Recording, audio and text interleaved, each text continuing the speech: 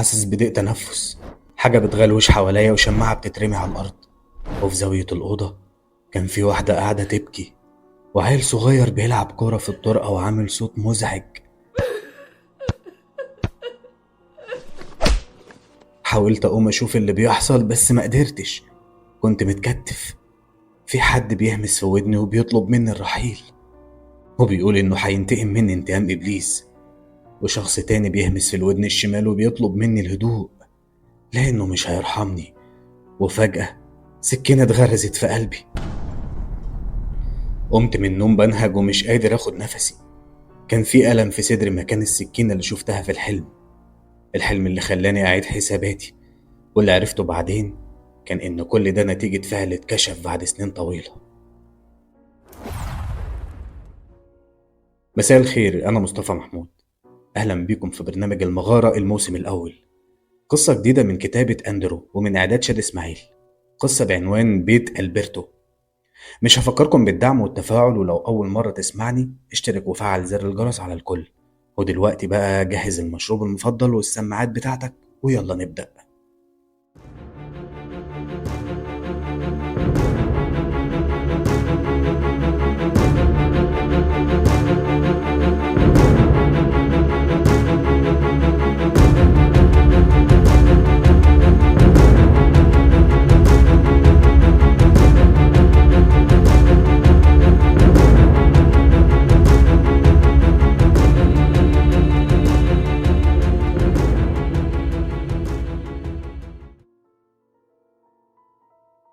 بيت ألبرتو.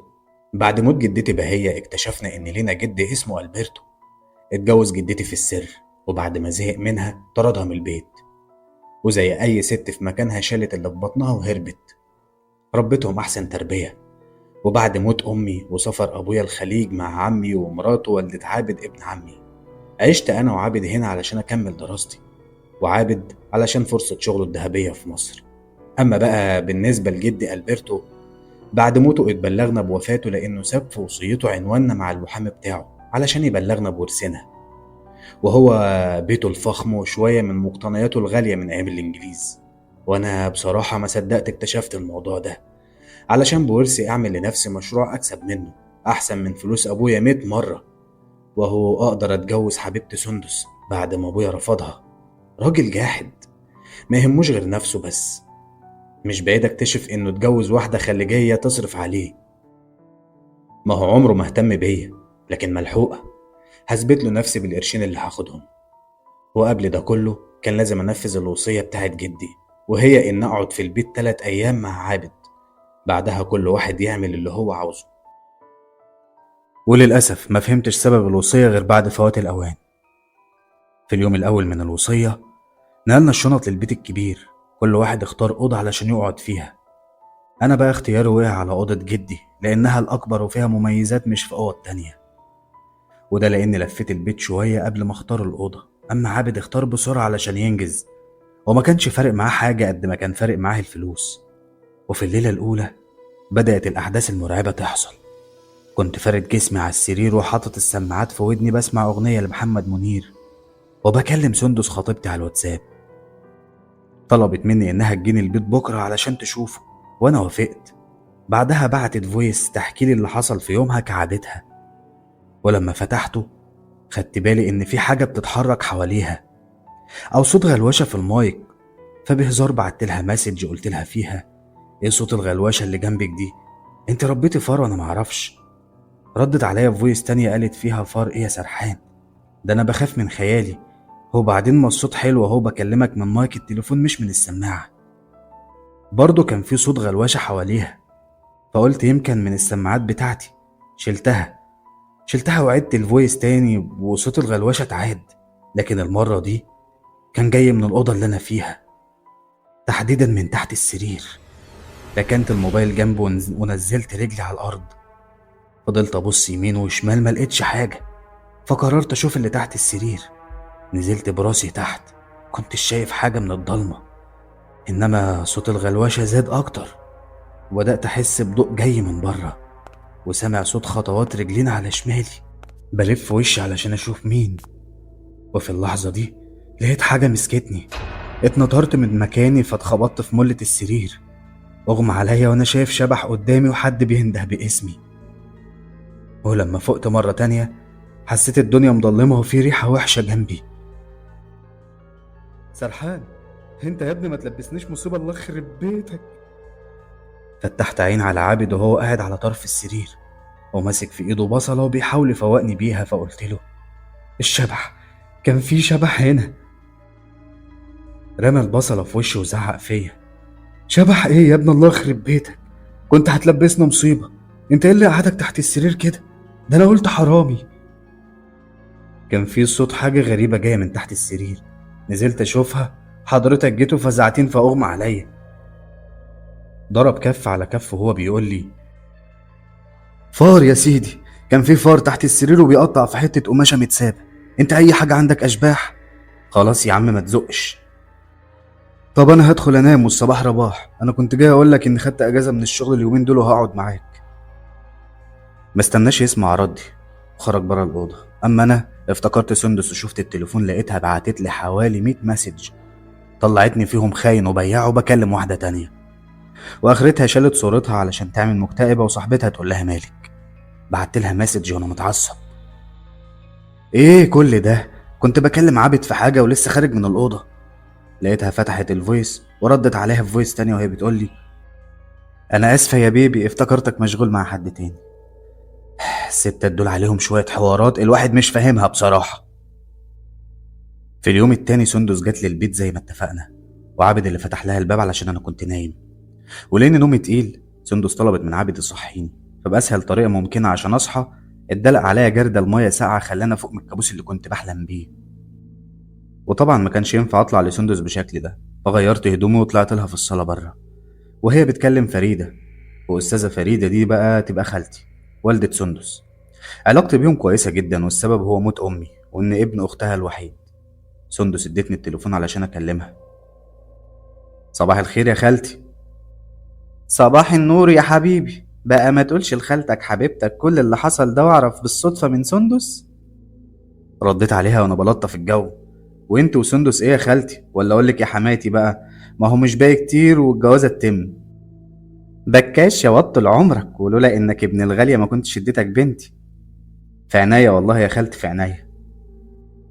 اديت الموبايل لسندس قفلت معاها وقعدنا في الصالة نتكلم عن اللي حصل اليومين اللي فاتوا والمعلومات اللي عرفتها من المحامي عن جدي ألبرتو. فقلت لسندس جدي ده طلع ثعلب، انتهز الفرصة واتجوز الشغالة بتاعته، والشغالة دي بقى تبقى جدتي بهية. ردت عليا سندس بفضول. طب وجدك ده ما كانش متجوز او له حد يرجعه عن اللي هو بيعمله؟ يرجعه ايه يا سندس، ما تعقلي الكلام، دي مهما كانت جدتي برضه. يا حبيبي ما اقصدش، انا كل اللي اقصده ان مركزه ما كانش يسمح انه يتجوز شغالة، واكيد يعني لو متجوز مراته ما كانتش هتوافق.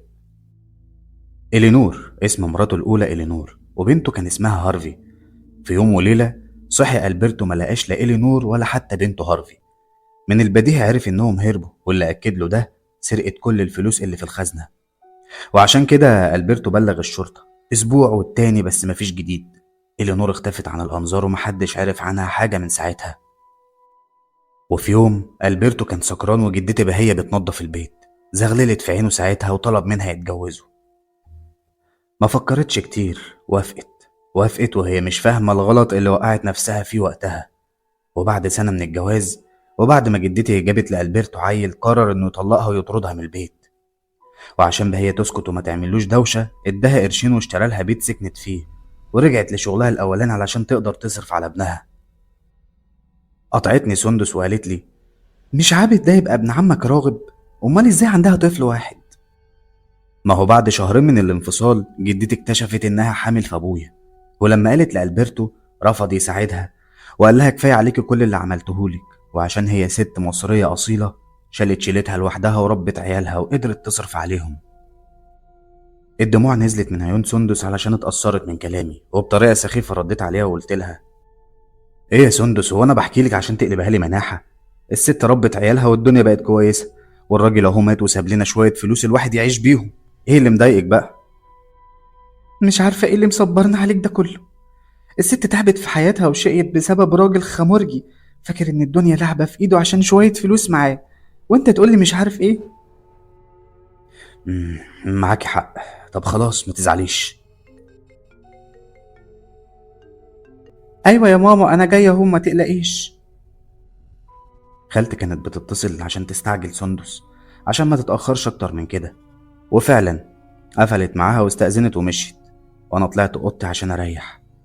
وبعدين أبقى استكشف البيت، ولما رحت في النوم حوالي ساعتين فقت على موبايلي بيرن، واللي كان بيتصل عابد.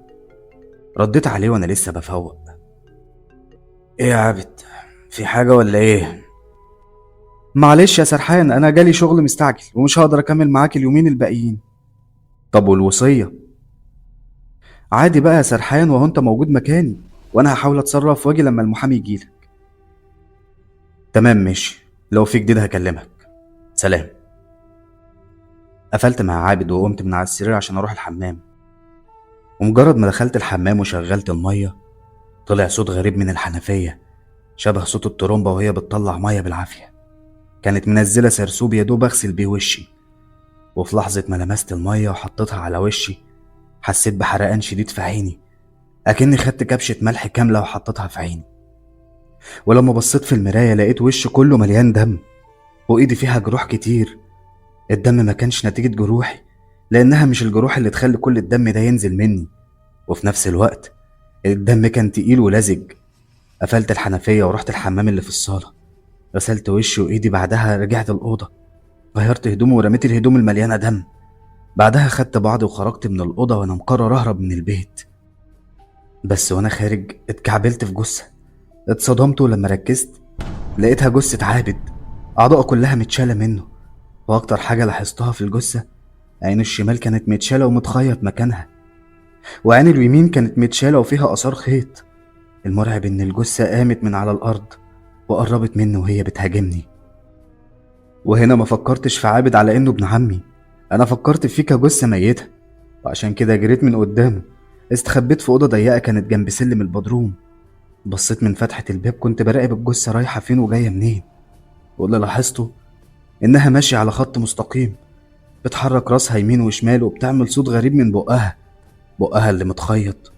وفي لحظة الجثة بصت لي من خرم الباب.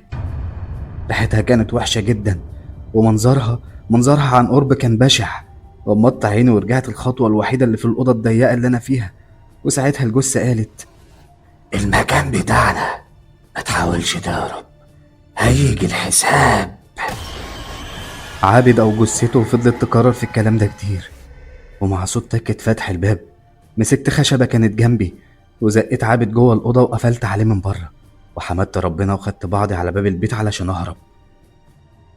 وفي نص الطريق في الطرقة الطويلة اللي فيها الأوض لقيت جثة لولد صغير كان لابس لبس من التسعينات، وماسك في ايده سكينة بيدخلها ويخرجها في جسمه بطريقة منتظمة.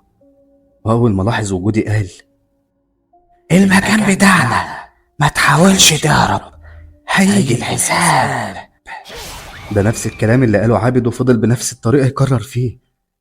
خدت بعضي ورجعت على البدروم، نزلت وقفلت الباب ورايا، وعشان الدنيا كانت ضلمة وما كنتش شايف أي حاجة نورت النور، ودي كانت أول مرة أنزل فيها البدروم. لقيت حاجات كتيرة تخص جدي، ورق قديم متقصقص وأدوية كتير مرمية على الأرض وعلى الإدراج. وفي وسط العك ده كله لقيت ورقة واقعة تحت رجلي محطوط عليها صورة جدي مع ست جميلة ماسكة بنت صغيرة في ايديها. الورقة دي كانت تخص جريدة عريقة مش أي كلام، ومكتوب عنوان بالبنط العريض: اختفاء السيدة إلينور وابنتها هارفي بعد رحلة بحث دامت لأسبوعين. وفي جرايد تانية كتير مرمية في البدروم، وحالات اختفاء لناس أكتر، أطفال وشباب، وعلى فترات زمنية متفاوتة. نبضات قلبي زادت من كتر الخوف، ولو فاكر إن الليلة انتهت لحد اللحظة دي تبقى غلطان. اللي حصل إن وأنا بقلب في الورق في زاوية البدروم اللي مش وصلها إضاءة لقيت طفلة صغيرة، واللي خلاني أعرف إنها طفلة الإضاءة البسيطة اللي كانت جاية على وشها. ولما اتحركت خطوة لقدام كانت ملامحها مش غريبة عليا، على الرغم إن فتحتين عينيها وبقها كانوا متخيطين، وكانت لابسة لبس مقطع عليه آثار دم متجلط. وفي لحظة البنت دي كانت في وشي. من الرعب وقعت على الأرض واتخبطت في ترابيزة، ولما حاولت أقوم حسيت بدوخة شديدة، وكانت آخر حاجة سمعتها قبل ما يغمى عليا: المكان ده بتاعنا، ملكنا. فقت مرة تانية وأنا على الأرض. حاولت أقوم من مكاني لكن محاولتي فشلت. جسمي كله كان وجعني، بالذات راسي. محاولة في التانية وأخيرا قمت. كان في دم متجلط كتير على الأرض نتيجة جرح في راسي أثر خبطة امبارح. وعشان ما ضيعش وقت أكتر من كده خدت بعض وطلعت من البدروم. قراري كان واحد: همشي من البيت الملعون ده، يعني همشي.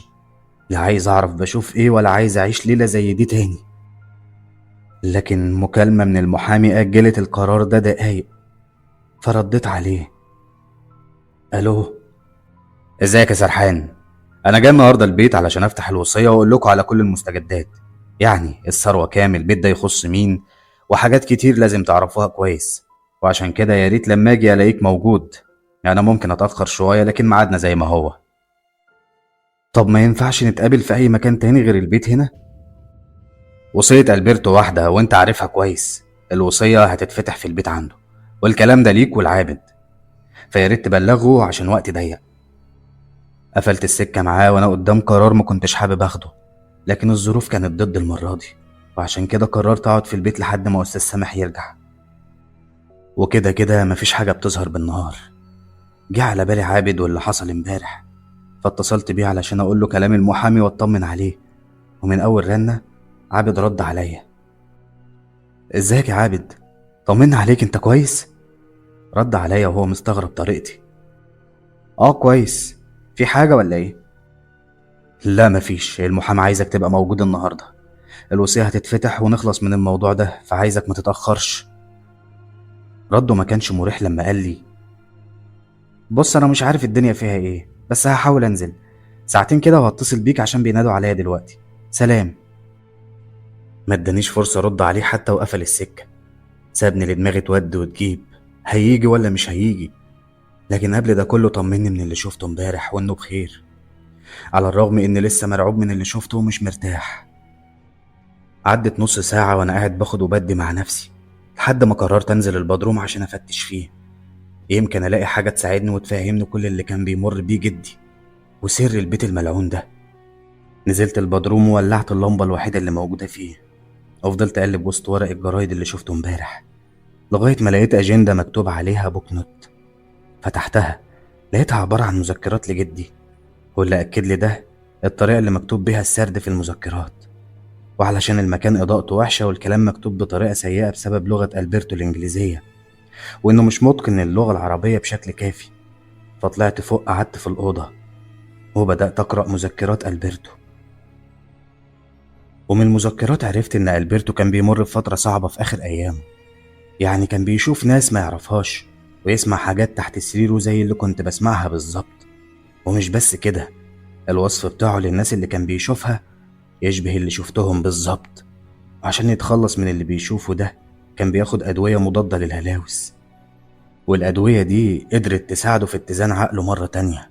وفضل سنين بيستخدم الأدوية دي لغاية ما وقفها وبدأت الهلاوس ترجع له بشكل أقوى من الأول.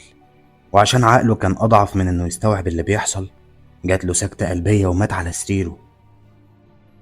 من سياق المذكرات قدرت استنتج آخر جملة، لأن ألبرتو لقوه ميت على سريره بسكتة قلبية طبيعية. معنى كده إنه ما قدرش يستحمل اللي بيشوفه الفترة الأخيرة، وعشان قلبه كان حاسس كتب الوصية بتاعته. في اللحظة دي خفت أكتر. أصل ليه ألبرتو يخلينا نقعد في البيت 3 أيام؟ وهلاوس إيه اللي كان بيشوفها طالما أنا كمان بشوفها؟ ما هو يا أنا مجنون يا دي مش هلاوس وفي حاجة ناقصة. قطع حبل أفكاري صوت التليفون، رديت عليه بسرعة: إيه يا سندس، عاملة إيه؟ يا سيدي الحمد لله، افتح الباب بقى، بقالي ساعة بخبط ومحدش راضي يفتح. انت مش جوه ولا ايه؟ جوه، بس إيه اللي جابك النهاردة؟ امشي يعني يا سرحان ولا ايه؟ ما تفتح الباب وبعد كده نتكلم. قمت فتحت الباب ودخلتها. خير يا سندس، في حاجة حصلت؟ مفيش حاجة، اتخانقت انا وخالتك فخدت بعض وجيت. سيبك بقى من الكلام ده وقول لي في المطبخ فين عشان جعانة قوي. العشم بيني وبين سندس كان كبير، وده عشان اتربينا سوا، فقلت لها على مكان المطبخ ودخلت انا الأوضة علشان اغير هدومي. الباب خبط مرة تانية، ناديت على سندس علشان تفتح، ما ردتش. ناديت مرة تانية برضه ما ردتش. رحت أنا علشان أشوف مين. كان سامح المحامي جاي يخلص الورق ويفتح الوصية أخيرا. طلبت منه يقعد ودخلت طلبت من سندس تعمل كوبايتين شاي وخرجت عشان أقعد معاه. كنت مركز معاه جدا وعرفت منه إن جدي ما يملكش أي حاجة غير البيت ده، وبالتقدير كده البيت يساوي 2 مليون وشوية، وده هيبقى نصيبي أنا وعابد. أما بقى الفلوس اللي كانت في الحسابات بتاعته اتصرفت في حاجات جدي الوحيد اللي عارفها. وعرفت كمان إن المحامي ما كانش يقدر يتدخل في حاجة زي كده مع ألبرتو، لأنه شخصية حريصة وما بتحبش تفصح عن كل حاجة. بعد ما خلص المحامي كلامه وعرفني ورثي أنا وعابد، سألته السبب اللي خلانا نقعد في البيت. رد عليا رد منطقي وقال لي: جدك كان حابب تقعدوا في البيت قبل ما تبيعوه، يمكن قعدكم يكون سبب في تعلقكم بيه حتى بعد اللي عمله زمان مع بهية. رديت عليه وانا بهز راسي وقلت له الله يرحمه بقى. بعد كده قام استاذ سامح واستأذن عشان يمشي. وصلته لحد الباب وبعدها دخلت وناديت على سندس علشان اشوفها اتأخرت ليه، بس ما كانتش بترد. بعدها الموبايل بتاعي رن، واللي كان بيرن خالتي. رديت عليها ومن غير ما اقول ولا كلمة قالت لي: سندس فين يا سرحان؟ بقالها ساعتين خارجة تليفونها مقفول ومعرفش عنها أي حاجة. سندس ما كملتش الجملة ولقيت سندس طالعة من المطبخ. شكلها كان مرعب، أعضائها كلها متشالة منها وعينيها كانت متخيطة. الموبايل وقع من إيدي، جريت على باب الشقة عشان أهرب، لكن الباب كان مقفول وعشان كده خدت بعضه وجريت على الأوضة. وفي لحظة سندس كانت في وشي واقفة ومبتسمة، وفجأة قالت لي: البيت بتاعنا يخصنا، البدروم يا سرحان. في اللحظة دي كنت استحالة أنزل البدروم ولو على جثتي، لكن الجثث الكتير اللي ظهرت لي أول ما سندس خلصت كلامها كانت مصرة تنزلني البدروم، لأنهم اتلموا حواليا على شكل نص دايرة. رجعت كام خطوة لورا وهم بيرددوا كلمة واحدة: البدروم. البدروم يا سرحان. فضلوا يكرروها لحد ما وصلت عند باب البدروم، وبصرخة واحدة منهم وقعت على السلالم من الخضة. قمت نفضت هدومي وبصيت ورايا ما لقيتش حاجة، اختفوا. وباب البدروم اترزع. حاولت افتحه ما قدرتش. نزلت علشان نشوف فيه ايه في البدروم ده وافهم سبب وجودي هنا. ما خدتش وقت كتير وشفت فار دخل من خرم من الحيطة. بصيت من الخرم ما شفتش حاجة، المكان كان ضلمة جدا ومفيش اي حاجة باينة. حطيت ايدي على الحيطة لقيتها ضعيفة ممكن تتكسر. خبطة في التانية لقيت الحيطة اتكسرت وظهر قدامي باب. يعني دي مش حيطة. بكل سهولة فتحت الباب، بس أول ما اتفتح شميت ريحة وحشة قوي. بصيت لقيت براميل في كل حتة وكمية حشرات مش طبيعية طلعت مرة واحدة عليا. والمصيبة الأكبر كانت الجثث الكتير اللي متعلقة، جثث متحنطة بنفس الطريقة اللي كنت بشوفهم بيها، بس المرة دي ما كانتش بتتكلم ولا بتتحرك، لأ دول متعلقين. وفي وسط الجثث دي كلها شفت سندس وعابد متعلقين في نص الأوضة اللي أنا فيها، بس كأنهم متحنطين من وقت قريب. سمعت وقتها صوت سرينة الشرطة وأصوات خطوات في البيت. ملحقتش أهرب واتقبض عليا. ودوني القسم، ولما خالتي شافتني حاولت تقتلني بعد ما أنا قتلت بنتها وعملت فيها كده. أصلهم اتهموني بكل جرائم القتل دي واشتراكي مع ألبرتو في قتل بنات وناس كتير علشان نسرق دهبهم، الدهب اللي كان مستخبي في البدروم.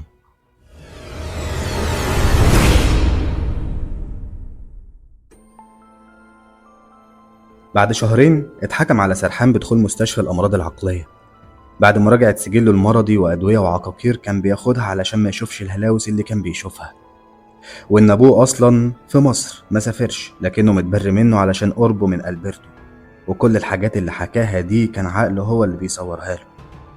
أما سندس من سوء حظها إنها كانت بتحبه وكانت مستحملة على أمل إنه يتعالج، وعشان وثقت فيه وراحت له البيت انتهز الفرصة وقتلها. عمل فيها زي ما عمل هو وألبرتو في الجثث التانية. وعشان بقاله فترة ما كانش بياخد الأدوية فما قدرش ينفذ جريمته كاملة، وساب ليها خيوط قدرت الشرطة تمسكه منها بعد بلاغ والدة سندس عنه. أما بقى ألبرتو فهو اللي قتل إلينور وهارفي، وهنا ابتدت سلسلة قتل نهايتها كانت سندس في بيت ألبرتو. وبكده تكون خلصت القصة. أتمنى تكونوا استمتعتوا. بشكر كل الناس اللي وصلوا معايا لحد هنا، ويا ريت لو انت مش مشترك عندي في القناه يا ريت تشترك وتفعل زر الجرس على الكل عشان يوصل لكم كل جديد.